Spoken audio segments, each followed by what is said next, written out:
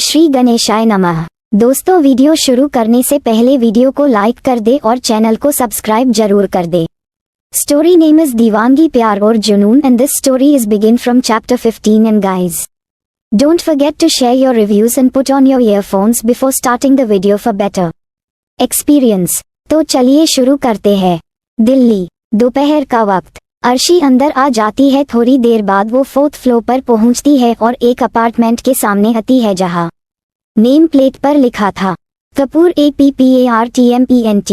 विप्लव कपूर, अर्शी कपूर, स्नेहा रॉय। अर्शी ने अपने अपार्टमेंट का दरवाजा खोला और अंदर आ गई। हाँ, ये अर्शी का अपार्टमेंट था जहां वो पहले स्नेहा और अपने भाई के साथ रहती थी। अर्शी ने दरवाजा बंद किया और टेबल पर अपना बैग रखकर कमरे में चली गई। वो अपनी रूम में गई और दरवाजा बंद कर दिया और दरवाजे से टिक कर बैठ गई। उसने अपने घुटनों को अपने सिर से लगा लिया और बैठ गई। उसे आज बहुत खाली खाली सा लग रहा था। उसे लग रहा था किसी ने उसके दिल को बाहर निकाल लिया है। उसके आंखों से आंसू बहने लगे। उसने रूंधे गले से कहा, क्यों किया राज, क्यों? क्या मैं इतनी बुरी हूँ कि तुमने उस औरत पर यकीन किया? इतना कहकर वो अपने चुड़िया और पायल उतर के फेंक दिया और रोने लगी। धीराज अपने काम में ही मगन था। उसे पता भी नहीं था अर्शी के बारे में। ऐसे ही दिन बीत गया। अब आगे। दूसरी तरफ कॉलेज। स्नेहा अपने क्लास में थी तभी अचानक उसके पास अनिका आकर बैठ जाती है। स्नेहा थोड़ा चौंक जाती है, लेकिन जब वो अनिका को देखती है तो वो एक गहरी सांस लेती है। स्नेहा ने कहा, अनिका कैसे हो? अनिका ने कहा, मैं तो ठीक हूँ, लेकिन तुम इतने दिन से थे कहाँ? स्नेहा ने मुस्कुराकर कहा, मेरे घर में प्रोग्राम था इसीलिए ऑनलाइन क्लास करती थी। अनिका ने हाँ में सिर हिला दिया और कहा, मुझे पिछले महीने के नोट्स चाहिए, प्लीज क्या तुम मुझे हेल्प करोगी? स्नेहा ने अपना सिर हाँ में हिला दिया।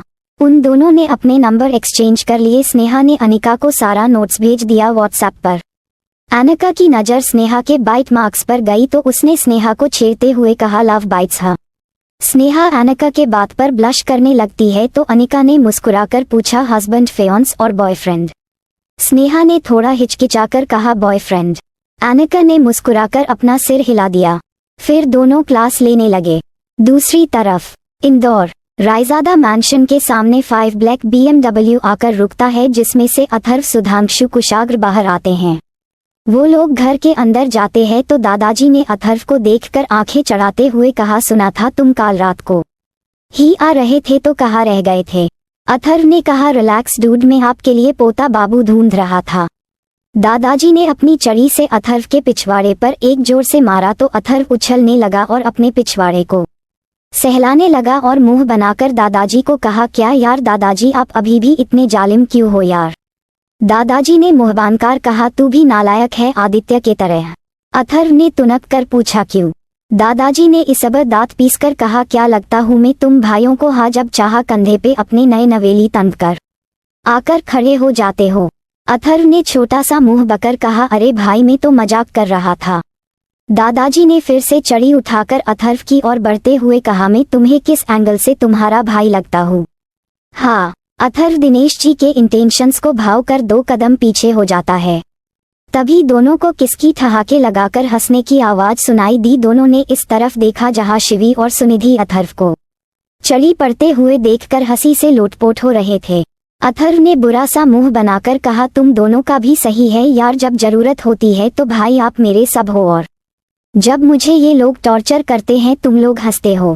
दिनेश जी ने आंखें चढ़ाते हुए कहा, क्या तुम्हें हम टॉर्चर करता है? उन्होंने फिर से चढ़ी उठाए तो अथर्व वहां से भाग गया और जाते जाते कह गया, गुड़िया आप कल से ऑफिस आ रही हो? सुनिधि ने बुरा सा मुंह बना लिया और पैर पटकते हुए चली गई। दूसरी तरफ स्नेहा परेशान सा हॉल में इधर उधर चक्कर काट रही थी और बार बार घड़ी को देख रही थी। वो अपने फोन में बार बार किसी को कॉल कर रही थी पर हर बार नंबर स्विच ऑफ बता रहा था। रात के 8 बजे धीराज मैंशन में एंटर होता है तो स्नेहा को परेशान देखकर वो कहता है, स्नेहा क्या हुआ, परेशान होकर क्यों घूम रही हो? स्नेहा ने उसे आस भरी नजरों से देखकर कहा, अर्शी आई है क्या आपके साथ? धीराज ने उसे न समझी में देखकर अपना सिर ना में हिला दिया और कहा, नहीं तो वो तो दोपहर को ही लीव लेकर घर के लिए निकल गई थी। धीराज की बात सुनकर स्नेहा के पैरों तले जमीन खिसक गई। उसे किसी अनहोनी के डर ने घेर लिया। उसने हकलाते हुए कहा पर वो तो घर ही नहीं आई। धीराज के आंखें गहरी हो गई। उसने कहा शायद कोई काम होगा या किसी से मिलने गई है। स्नेहा ने अपना सिर ना में हिला दिया और कहा नहीं भाई, वो मुझे कहती या आपको बिना बताए कभी ऐसे नहीं जाती। वो, धीराज ने कहा कॉल लगाता हूँ। इतना कहकर वो कॉल करता है तो दूसरी तरफ से फोन स्विच ऑफ आता है। स्नेहा ने कहा पिछले 4 घंटों से यही कह रहे हैं। इतना कहकर स्नेहा थार थार कांपने लगी। उसके सांस तेज हो गई थी, उसके आंखों में आंसू आने लगते हैं। धीराज ने उससे कहा डोंट पैनिक, मैं ढूंढता हूँ उसे। इतना कहकर वो अपने बॉडीगार्ड्स को कॉल करते करते निकल जाता है। दूसरी तरफ नीलम देखती है 8 बज चुके थे, अब उसे घर के लिए निकलना था, इसीलिए वो अपना सामान समेट रही थी। पिछले दिन कुश का हद से ज्यादा टॉर्चर और ठीक से पूरे दिन ना खाने के वजह से उसे बहुत कमजोरी आ गई थी। वो निकलने वाली थी तभी पियोन आकर उसे कहता है माम धैर्य सिर आपको बुला रहे हैं, कहा एक इम्पोर्टेंट डिस्कशन है। नीलम ने अपना सिर हाँ में हिला दिया और चली गई। नीलम ने अपने बॉस धैर्य रावत के केबिन के डोर पर नॉक किया तो अंदर से किसी ने कहा कम इन। नीलम अंदर आती है तो देखती है वहां पर धैर्य रावत पैर टेबल पर चढ़ाकर बैठा था। नीलम ने कहा आपने मुझे बुलाया। धैर्य उसे ऊपर से नीचे तक कैबर स्कैन करता है। धैर्य ने अपने हाथ में पकड़ी ग्लासेस शराब के घुट भरते हुए कहा यस मिस गुप्ता, एक तस्वीर बनानी है, एक वीआईपी क्लाइंट का ऑर्डर है, आप कल से काम शुरू कर सकते हैं, 1 हफ्ते में ही कंप्लीट करना है। नीलम ने अपना सिर हाँ में हिला दिया और कहा अब मैं जाऊं। धैर्य एक डेविल स्मर्क के साथ उसके पास आया और उसके थोड़ा नजदीक आकर कहा इतनी भी जल्दी क्या है, तस्वीर तो देख लीजिए। नीलम न समझी में उसे देखने लगी तो धैर्य ने प्रोजेक्टर ऑन कर दिया और कुछ करने लगा और एक तिरछी मुस्कान के साथ नीलम से पूछा पता है ना ह्यूमन बॉडी कैसी दिखती है बिना कपड़ों के। नीलम ने अपने कदम पीछे लेने लगी तो धैर्य ने उसके हाथ को पकड़ लिया और पर्दे के तरफ इशारा किया तो उसने हैरानी से उस तरफ देखा जहां एक लड़की और एक लड़के अपने प्यार में खोए हुए थे, दोनों ही बेबस थे। नीलम ने ऑकवर्ड होते हुए कहा sir I should go now. धैर्य ने नीलम के हाथ पकड़कर खींच लिया और अपने बहे उसके कमर में लपेट लिया और उसे अपने सीने से चिपका लिया। नीलम ने उसे दूर धकेलना चाहा पर उससे नहीं हो पाया क्योंकि धैर्य ने उसे जकड़ कर रखा था। नीलम के माथे पर ठंडे पसीने आने लगे, वो सहमी हुई नजरों से उसे देखने लगी। धैर्य ने उसके चेहरे पर आए बालों के लाटों को सुलझाकर उसके कान के पीछे करके उसके कान में धीमे से कहा मिस गुप्ता कहूँ या फिर मिसेस रायजादा। इतना कहकर उसने नीलम के कानों पर हल्का सा चूम लिया। नीलम के चेहरे का रंग उड़ गया।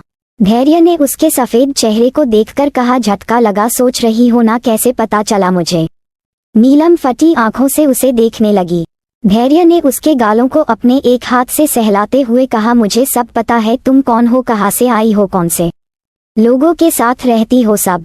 नीलम उसके घेरे में झटपटाने लगी और कहने लगी लीव मी। धैर्य ने उस पर अपनी पकड़ मजबूत करते हुए धीमे से बोला मुझे ये भी पता है तेरे कोख में रायजादा फैमिली का वारिस था जिसे जानबूझकर तुमने गिरा दिया। नीलम का दिमाग ब्लैक हो गया था। नीलम ने डरते हुए कहा कौन हो तुम। धैर्य ने मुस्कुराकर कहा मैं तो डेविल हूँ, तुम्हें बर्बाद करने आया था पर पहली दफा में ही तुम्हारे हुस्न का दीवाना बन गया। इतना कहकर उसने एक गंदी नजर नीलम के पूरे शरीर पर डाला। नीलम ने घिन से मुंह फेर लिया तो धैर्य ने मुस्कुराकर कहा तुम्हारे परिवार ने तो तुम्हें ठुकरा दिया। सोचो अगर जिस परिवार तुमसे इतना प्यार करता है, मेरे एक कॉल करने से ही तुमसे वो लोग बेशुमार नफरत करेंगे। नीलम को अब डर लग रहा था। उसने धैर्य से पूछा आपको का क्या चाहिए। धैर्य के हाथ उसके पूरे शरीर पर रंग रहे थे। उसने बेशर्मों जैसे कहा आपने हुस्न का दीदार करा दो। इतना कहकर वो उसके होठों पर चूमने जा रहा था कि नीलम ने अपना घुटना मोड़कर उसके टांगों के बीच में दे मारा, जिस वजह से वो दर्द से कराह गया और नीलम उसके पकड़ से छूट गई और वहां से भाग गई।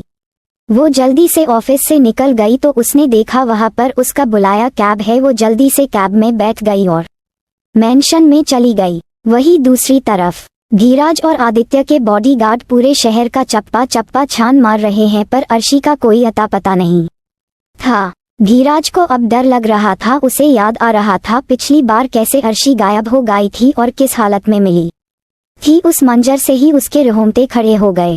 तभी उसके फोन में कॉल आता है। वो देखता है उसे आदित्य कॉल कर रहा था। उसने जल्दी से कॉल पिक किया तो आदित्य ने उसे कुछ कहा।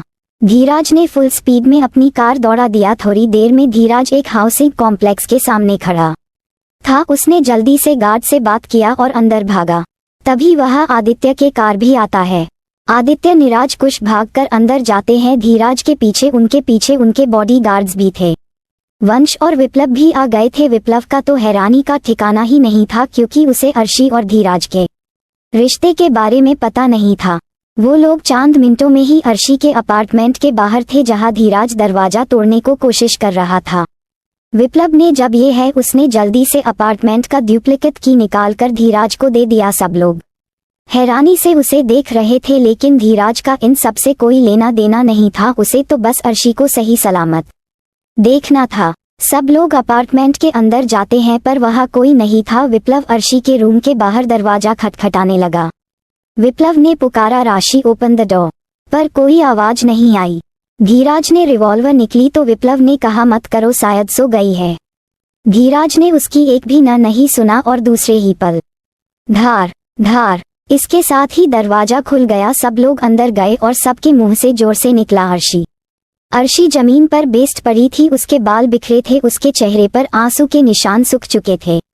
धीराज ने उसे गोद में लिया और बेड पर बैठ गया और उसके गालों को थपथपाने लगा। विप्लव ने जल्दी से उसके मुंह पर पानी के छींटे मारने लगा। कुश ने कहा, मैं डॉक्टर को कॉल करता हूँ। थोड़ी देर में वह डॉक्टर आ गए। सब लोग हैरान परेशान उन्हें ही देख रहे थे। आदित्य ने सीरियस टोन में कहा, क्या कोई परेशानी है डॉक्टर?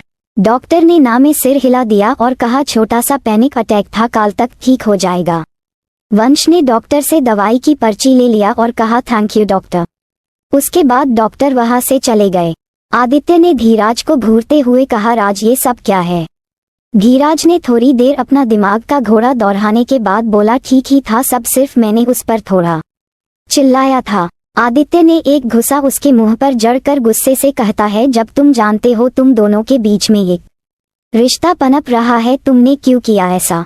धीराज की नजर अर्शी के पीले पड़ चुके चेहरे को देखा और धीमे से कहा, करना जरूरी था, नहीं तो लोगों से ताना मरते। विक्रम ने दांत पीसकर कहा, क्या कोई मुझे बताएगा मेरी बहन और मिस्टर बंसल के बीच क्या हो रहा है?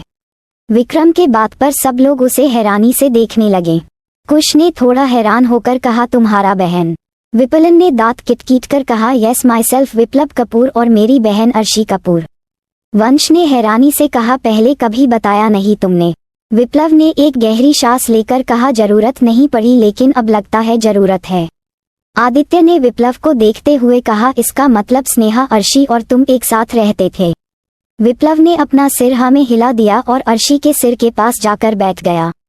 अर्शी को देखते देखते उसके आंखें थोड़ा नाम हो जाते हैं। उसने कहा, बाबा के जाने के बाद बड़े नाज से पाला है इसे मैंने। हाँ थोड़ा नटखट है, लेकिन समझती है सब। इसे बुखार आता था, तुम्हें और स्नेहा रात भर जागते थे। बाबा के जाने के तबीयत बहुत बिगड़ गई थी, तब ऐसे बेहोश थी, तब से इसे पलकों पर बैठा के रखा है। इतना कहते कहते विप्लव की आंखों से अंशु की लकीर खींच जाता है। धीराज ने थोड़ा ऑकवर्ड होते हुए कहा, आप अरु के सगे भाई हो? विप्लव ने उसे घूरते हुए कहा, क्यों डाउट है कोई? धीराज ने जल्दी अपना सिर ना में हिला दिया। विप्लव ने आंखें चढ़ाते हुए कहा, मिस्टर बंसल, क्या आप बताने का कष्ट करेंगे आप और राशि के बीच का क्या चल रहा है? धीराज ने कॉन्फिडेंटली कहा, वी लव ईच अदर। विप्लव ने अपनी आंखें चोटी करके उसे घूरते हुए कहा, व्हाट नॉनसेंस। धीराज ने अपना सिर हाँ में हिला दिया और कहा, इट्स नॉट नॉनसेंस साले साहब। विप्लव ने दांत पीसकर कहा, मुझे क्यों नहीं पता? धीराज कुछ कहने के लिए मुंह खोलता है, उसके पहले ही कुश ने उसके बात को बीच में काटकर कहा, क्योंकि अभी तक राज ने उसे प्रपोज नहीं किया। कुश की बात पर धीराज उसे बुरी तरीके से घूरने लगा। विप्लव ने अपना सिर हाँ में हिला दिया और कहा, नॉट अ प्रॉब्लम, में राशि के लिए कोई अच्छा लड़का ढूंढूंगा। धीराज ने दांत किटकिट कर कहा, Aru is my would be wife. Viplav ने कहा, would be wife not married wife. Dheeraj ने झुंझलाकर कहा, अरे यार तुम सिनेमा के विलेन क्यों बन रहे हो यार? विप्लव ने अपना सिर ना में हिलाकर कहा, अगर मुझे आज के पहले पता चलता तो मैं सोचता, लेकिन आपने उसे रुलाया। अगर राशि आपको माफ करती है तो ही मैं सोच के देखूंगा, नहीं तो भूल जाना मेरे राशि को। धीराज ने अपना हाथ मसलते हुए अपना सिर हाँ में हिला दिया। वही आदित्य कोई गहरी सोच में था जब उसका फोन रिंग होता है। आदित्य ने देखा फोन पर बीवी नाम फ्लैश हो रहा है, जिसे देखकर आदित्य ने फोन पिकअप किया तो दूसरी तरफ से स्नेहा ने पैनिक करते हुए कहा अर्शी मिली। आदित्य ने एक नज़र सबको देखा और कहा यस बीवी।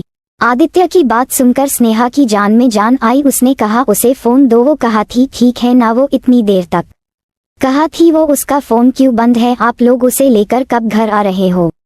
आदित्य ने एक आह भर कर कहा कितना सवाल करती हो बीवी। अर्शी बिल्कुल ठीक है, काम का प्रेशर था इसीलिए वो कपूर APPARTMENTI है और उसके साथ उसका भाई भी है, वो अभी सो रही है, उसकी फोन का चार्ज खत्म हो गया था। स्नेहा ने एक गहरी सांस लेकर कहा आप कब लौट रहे हो। आदित्य ने एक बार अपने वॉच में टाइम देखकर कहा कुछ देर में निकलता हूँ।